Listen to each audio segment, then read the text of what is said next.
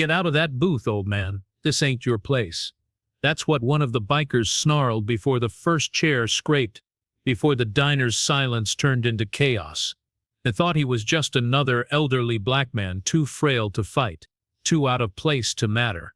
What they didn't know, Walter Green wasn't just anyone.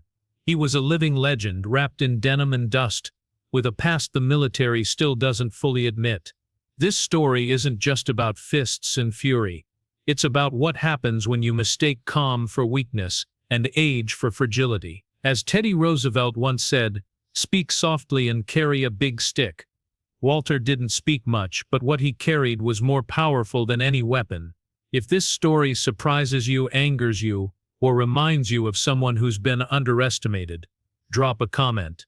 Let's talk. And if you believe in stories that challenge assumptions, make sure to subscribe. You won't want to miss what's next. The old Ford pickup rumbled to a stop on the edge of a forgotten two-lane road in western Oklahoma.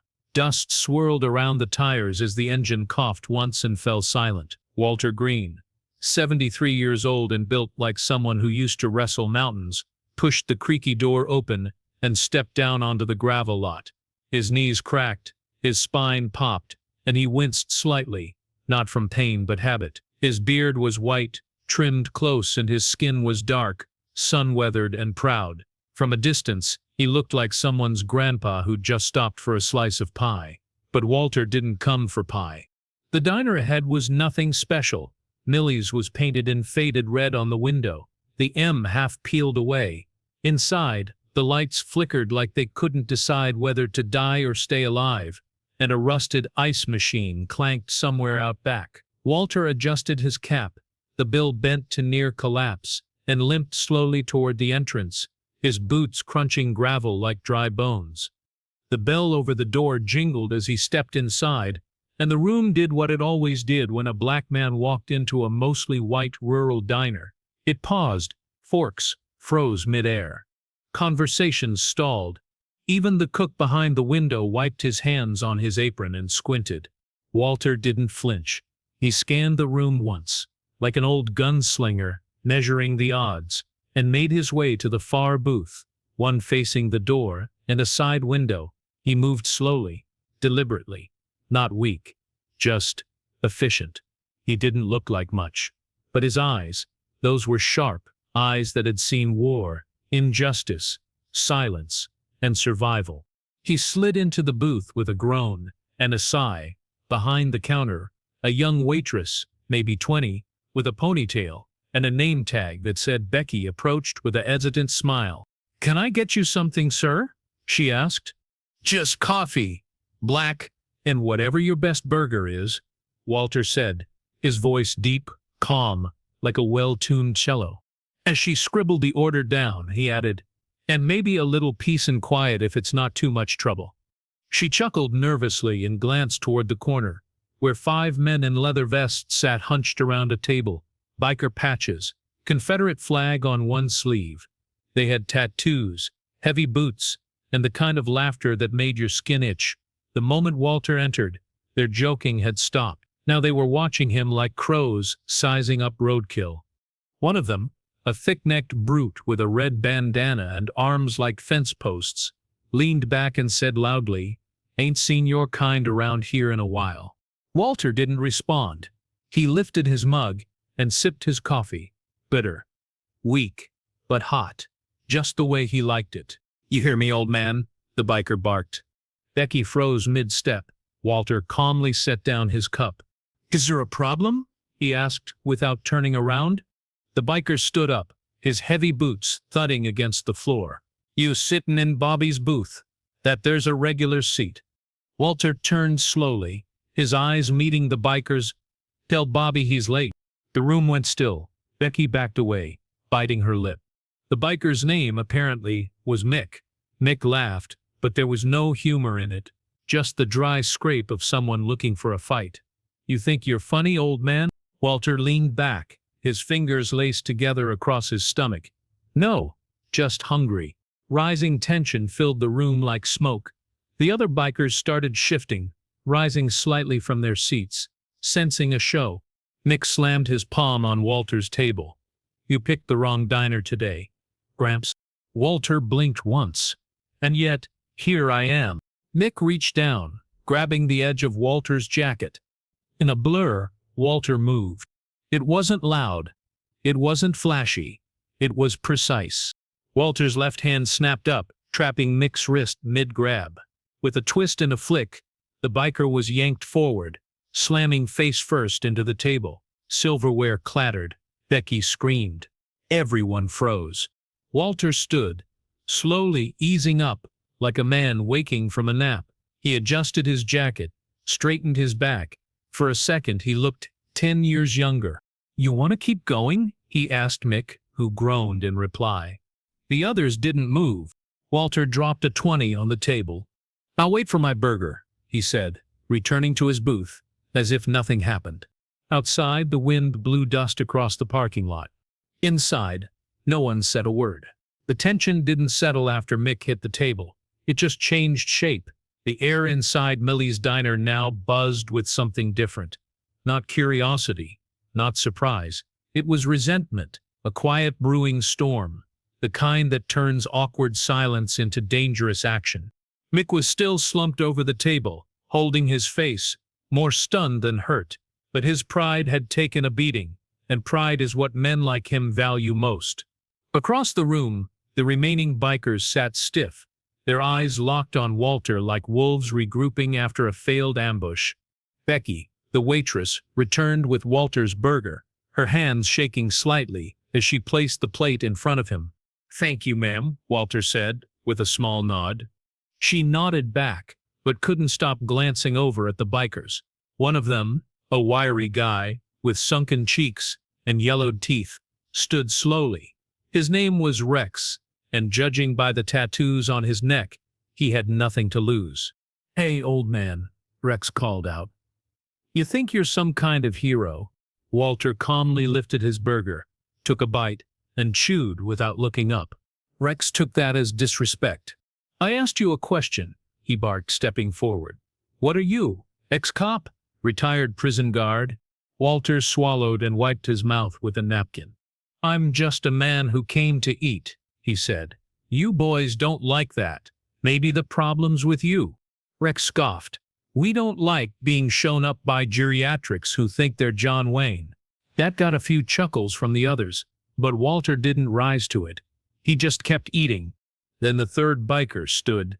He was the biggest, broad shoulders, long gray ponytail, a gut that pressed hard against his vest. His voice boomed. "You've got some nerve, old-timer, thinking you can walk in here and throw one of us around like a rag doll." Walter didn't respond. That silence, that quiet confidence, was fuel to their fire. The three men approached, forming a half-circle around Walter's booth. Becky backed away toward the counter, whispering something to the cook, who peeked through the service window, spatula in hand, but frozen. "You want round two?" the big one asked. Walter looked up at them slowly. "You boys don't know what you're asking for." Rex grinned. "Try us." The big man reached for Walter's shoulder. And just like that, it was on. Walter exploded out of the booth, with a speed that didn't make sense for his age. He grabbed the man's wrist, twisted it backward, and dropped him to the floor with a forceful sweep of his leg. The biker landed with a grunt, wind knocked out of him. Rex lunged in with a punch, but Walter sidestepped and landed a sharp elbow to the side of his ribs. Rex stumbled backward into a table, knocking over a stack of dishes. Coffee mugs shattered across the floor. The third man, stunned by what he'd just seen, hesitated, but only for a second. He charged. Walter pivoted, grabbed the biker by his vest, and used the man's own momentum to send him flying into a row of empty chairs. 3 down. The diner was chaos. People ducked, gasped, but didn't intervene. They were too shocked, too in awe. Walter stood in the middle of it all, breathing steady, his stance firm, his hands relaxed but ready. He looked like someone who had done this before, and not in a bar, but in combat zones the rest of the world would never see. "You done yet?" he asked calmly. Rex coughed from the floor, trying to sit up. "Who the hell are you?" Walter looked down at him, a man who's seen too much to play games with little boys. The door to the diner suddenly creaked open. A local sheriff stepped inside, probably tipped off by a silent call from someone in the kitchen. He surveyed the mess, the overturned chairs, the groaning bikers, and Walter standing there, seemingly untouched. "What the hell happened here?" the sheriff asked. Becky pointed at Walter, still wide-eyed. "He didn't start it." The sheriff looked at Walter and frowned. "You all right, sir?" Walter nodded once. "Better than them." The sheriff glanced down at the bikers and sighed. "Yeah, I can see that." He turned to the group on the floor. "Y'all want to explain why you thought it was a good idea to jump a senior citizen?" The big man muttered something unintelligible. Rex just groaned. "No charges," Walter said, brushing past the sheriff. "Let them lick their wounds." "You sure?" the sheriff asked. Walter paused. "They'll remember it longer if it's not written down." And with that he returned to his booth, lifted his burger again, and took another bite. The sheriff gave a low whistle and shook his head. "Well, damn." The rest of the diner stayed silent, but something had shifted. The looks toward Walter weren't suspicious anymore. They were respectful, grateful, even. Walter chewed slowly, eyes on the window. Outside, the wind had picked up again. Inside, peace had returned. Walter sat back down at the booth, like nothing had happened. The diner was still and hushed, like it was holding its breath. A few customers cautiously returned to their meals, stealing glances at the man who had just dismantled 3 grown bikers, with the ease of swatting flies. Becky refilled his coffee, hands still trembling. "You sure you're okay, sir?" she asked softly. Walter looked up and gave her a tired smile. "I've had worse mornings." She let out a nervous laugh and nodded, but the way she hovered near the table suggested she felt safer just being close to him. There was something about him, an aura that whispered he'd been through hell and edited out the other side, calm, steady, and intact. Walter took another sip of coffee, now lukewarm, and turned his gaze out the window. He could see his old Ford parked outside, dust clinging to its sides like stubborn memories. For a moment, he wasn't in a diner on Route 50. He was back in the desert, under a baking sun, watching for shadows that moved the wrong way. His eyes softened, but his jaw remained clenched. The bell over the diner door jingled again. The 4th biker had returned. He was the one who ran when the fight broke out, the one who had disappeared while his friends got flattened. Now he stood in the doorway, flanked by a 5th man, bigger, meaner-looking, face scarred, eyes dead. His name was Colt, and he wasn't just another tough guy. He was the kind of man people crossed the street to avoid. The entire room stiffened. Walter didn't turn around. He just raised his cup and sipped. Becky froze mid-step, and the cook ducked behind the service window. "Which one of you geniuses thought it was a good idea to drag Colt into this?" someone whispered from the back of the diner. Colt didn't speak. He walked straight toward Walter's table, heavy boots echoing against the linoleum. His presence sucked the air out of the room. Walter didn't look up until Colt reached his booth. "You're the one who put Travis on the floor?" Colt asked, voice low and gravelly. Walter set down his cup and folded his hands on the table. "If Travis is the loud one who smells like cheap beer and bad decisions, then yes." A dangerous smile curled at the edges of Colt's mouth. "You think you're funny?" "No," Walter said, voice even. "I think you're standing too close." The room tensed again. Becky gasped quietly. Colt leaned in just a little, both hands planted on the table. "Let me explain something to you, old man," he growled. "You don't embarrass my crew and walk away. You don't make a fool out of us in front of a town that already looks down on us." Walter blinked slowly. "I didn't embarrass you. You did that all by yourselves." That was it. Colt reached across the table in a flash, aiming to grab Walter by the shirt and yank him out of the booth. Walter moved faster. He ducked under Colt's arm, twisted his wrist, and flipped the man over the edge of the table. Colt landed hard on the floor, rattling the silverware. The entire diner gasped. Walter stood slowly, rolling his shoulders like someone warming up rather than winding down. Colt groaned, but he wasn't done. He scrambled to his feet and charged again, this time with a fist raised. Walter sidestepped the punch, grabbed Colt's jacket, and slammed his back into the wall so hard the windows rattled. He held him there with one arm, firm as steel. "I fought in 3 wars," Walter said, eyes burning now. "I've been shot at, bombed, starved, and left for dead, and I still walked out on my own 2 feet. You think I'm afraid of you?" Colt's eyes went wide for the first time. Walter leaned in. "You kids come in here barking like dogs, but I've seen real monsters. Trust me, you don't qualify." He released him, letting Colt drop like a sack of bricks. The biker groaned and didn't get up. Walter turned and headed back to his booth. But this time, no one moved. Even Becky stood frozen, holding a coffee pot mid-pour. Walter sat back down, adjusted his napkin, and picked up his burger again. The sheriff, who had stayed near the counter the whole time, finally spoke. "Son of a gun, remind me never to play poker with that man." Someone near the window muttered, "That ain't no man, that's a damn ghost." Walter took a bite, chewed slowly, and said to no one in particular, "Always finish what's on your plate. That's what my mother taught me." Laughter bubbled up around the room, nervous at first, then genuine. The fear had passed. In its place was respect. And Walter, he just kept eating. Walter finished the last bite of his burger, as the silence settled into something heavier, something permanent, the kind of silence that didn't come from fear, but from realization. The diner wasn't just quiet, it was reverent. The bikers still lay scattered on the floor like broken promises, some groaning, others too stunned to move. Colt leaned against the wall, breathing hard, his pride more bruised than his ribs. Walter wiped his hands slowly with a napkin, not rushing, not gloating, just methodical, like he'd done this 100 times before. And he took a final sip of coffee, now gone cold, and pushed the cup away. Then he pulled out his wallet, dropped 2 $20 bills on the table, and stood up with a quiet grunt. The sheriff, who'd watched the entire thing unfold without interfering, stepped closer.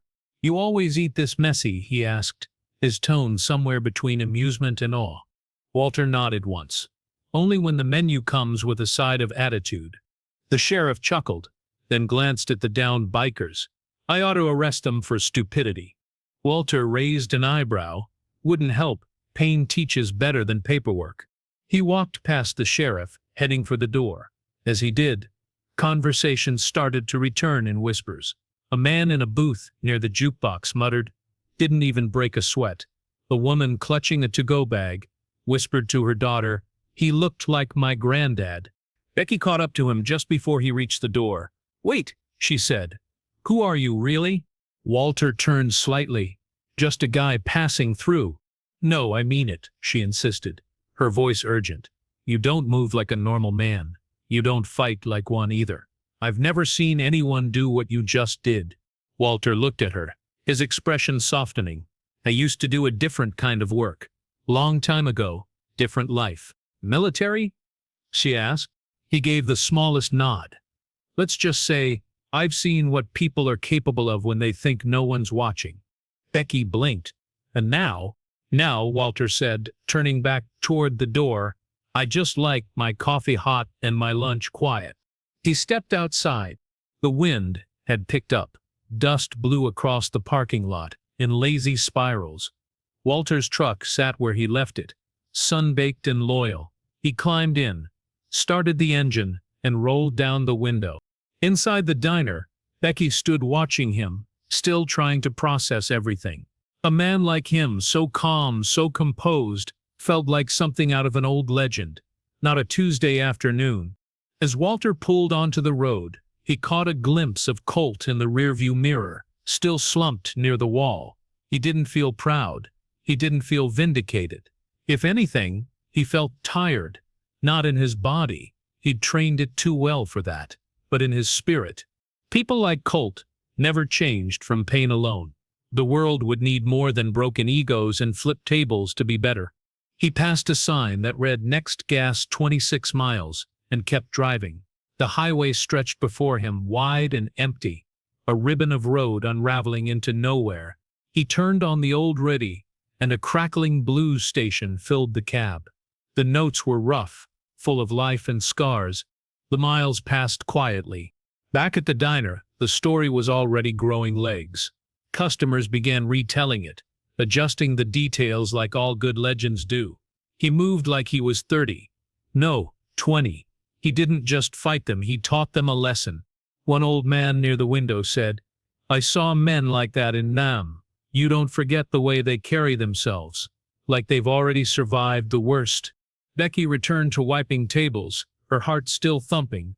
She glanced at the 20 Walter had left and quietly slipped her own tip money into the register to cover the rest of his meal. It felt like the least she could do. Later that evening, when the sun dipped low and the shadows stretched across the booths, Becky found herself standing at the same table he'd sat at. She touched the edge of the seat and smiled to herself. Some customers leave crumbs. Others leave a story. And Walter Green had left a story no one would ever forget.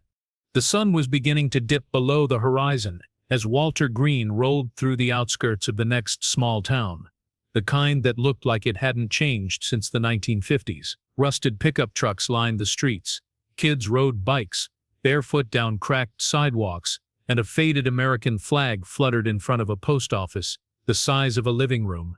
Walter pulled into a gas station just off the main road, a lonely little place with one pump and a flickering open sign in the window.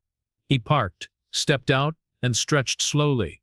His back cracked, his shoulders popped, but he stood tall like the years hadn't claimed him yet. Inside the station, a teenage boy leaned behind the counter, earbuds dangling from his neck.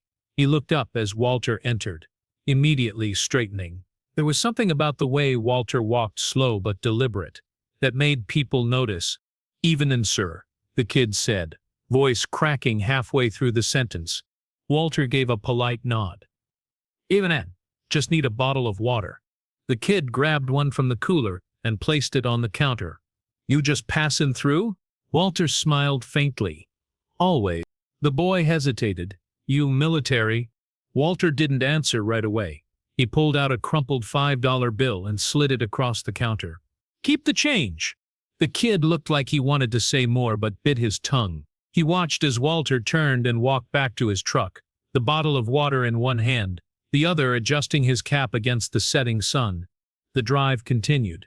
The road narrowed into quiet stretches of asphalt flanked by golden fields and scattered barns.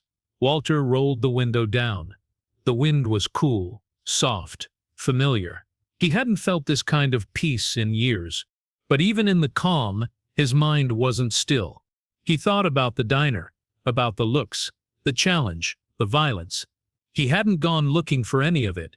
He never did, but it always found him anyway. The world was loud now. Too loud. Men like him didn't belong to it anymore.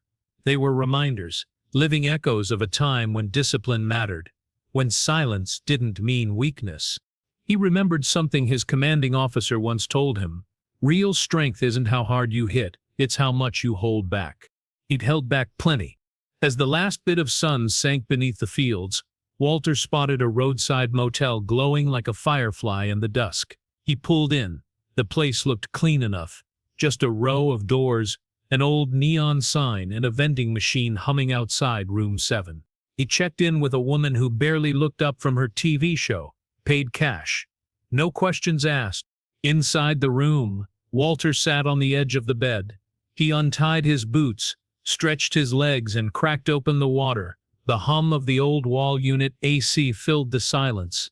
On the nightstand was a Bible Gideon issued. He didn't open it, but he let his hand rest on it for a moment. Then his phone buzzed. A message. From no one. A name. A time. A location.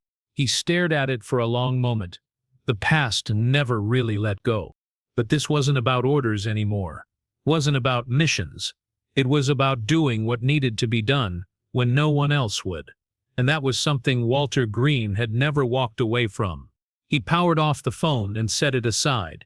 Outside, the stars had come out, bright, endless.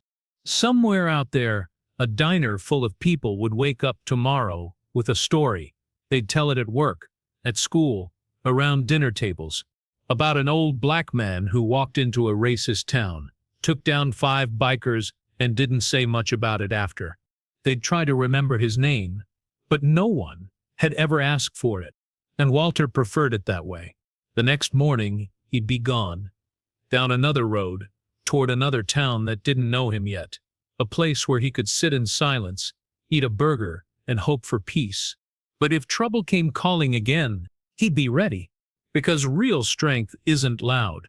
It's quiet, and it drives an old Ford pickup. Strength doesn't always roar.